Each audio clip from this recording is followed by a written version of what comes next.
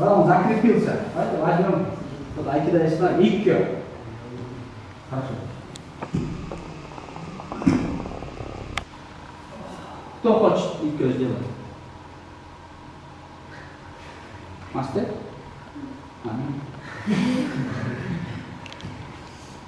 Косово. Да, закрепите косово. Ikkyo. Попробуйте. жасалбайсың. Открытая принцип Айкидо. Попробуйте. Тяжело. Где принцип копкю-хоп? Принцип копкю-хоп. Нет. Забыли? Туда нужно быть спокойно, а потом дышать.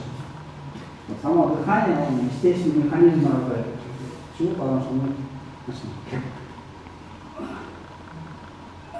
Что я делаю?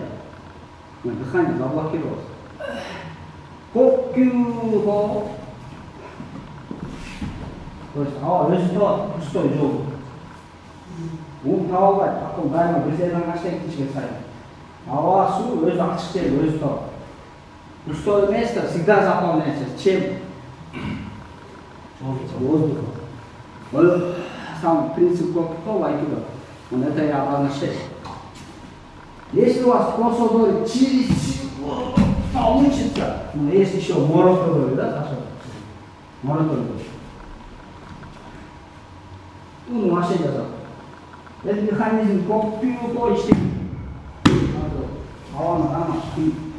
По форме, если ваша рука, но она